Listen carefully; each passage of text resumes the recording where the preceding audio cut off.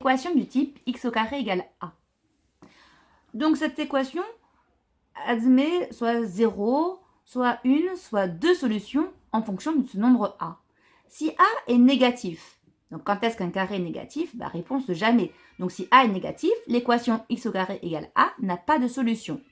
Si maintenant ce nombre a vaut 0, l'équation devient x au carré égale à 0, et dans ce cas-là, cette équation admet une seule solution qui est x égale 0. Et si a est positif, cette équation admet deux solutions qui sont racine carrée de a et moins racine carrée de a. Alors par exemple, si x au carré égale à 36, cette équation admet deux solutions parce que 36 est positif. Pour les trouver, je fais la racine carrée de 36, qui nous donne 6, parce que 6 fois 6, ça fait 36, et son opposé est moins racine carrée de 36, qui donc est égal à moins 6. 6 et moins 6 sont des nombres sous forme décimale. Donc on écrit les solutions sous forme décimale lorsque c'est possible. Bon, mais des fois, c'est pas possible. Par exemple, si j'ai x au carré égale 3. 3, c'est bien positif, donc l'équation admet bien deux solutions, qui sont x égale racine carrée de 3 et moins racine carrée de 3. Est-ce que racine de 3 est un nombre décimal? Eh bien non. Donc on dit que c'est la forme radicale. Ici, on écrit les solutions sous forme radicale, c'est-à-dire comportant les racines carrées. D'accord? Radical, ça veut dire qui comporte des racines carrées. Allez, méthode 2, résoudre une équation du type x au carré égale a. Donc là, on va faire directement. Pour le premier, x au carré égale 49, 49 est positif, donc l'équation admet deux solutions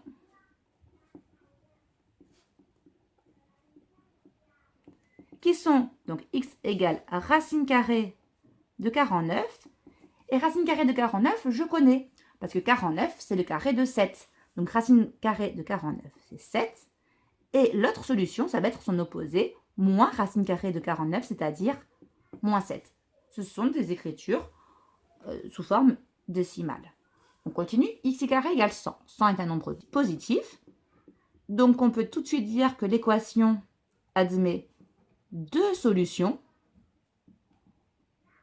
qui sont x égale racine carrée de 100. Et ça, je le connais, parce que 10 fois 10, ça fait 100. Donc racine carrée de 100, c'est 10. Et son opposé, moins racine carrée de 100, c'est-à-dire moins 10. On continue, x au carré égale 81. 81 est un nombre positif. Donc l'équation admet deux solutions qui sont x égale racine carrée de 81. Alors je sais que 9 fois 9, ça fait 81.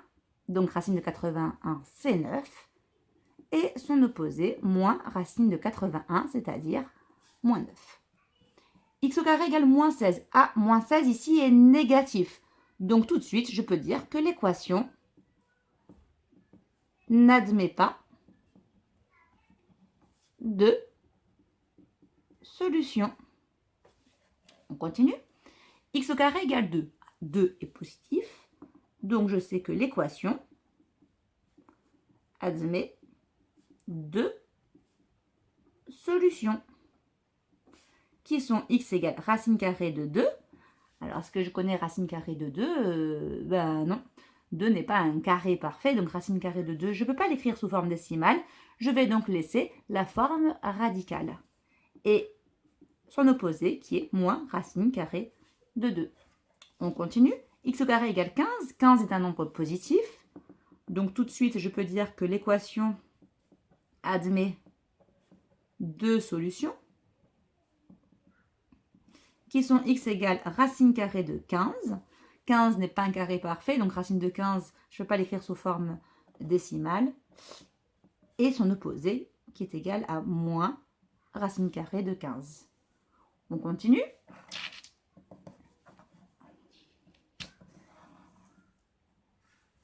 X au carré égale 0,25. 0,25 est un nombre positif.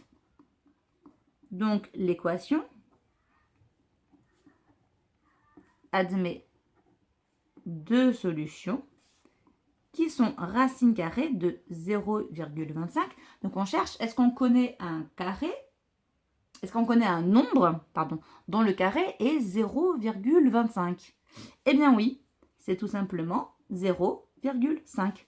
Parce que 0,5 fois 0,5, ça nous fait bien 0,25.